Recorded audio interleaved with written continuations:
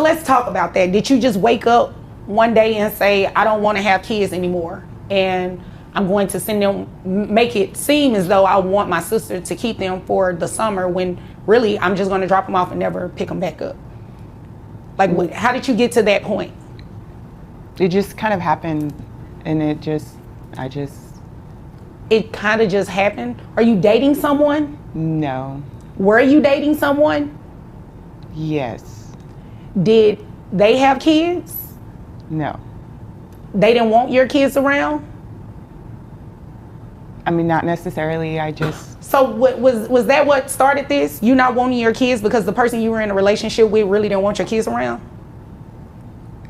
Well, no. It's just, I just want to focus on my school, and I work.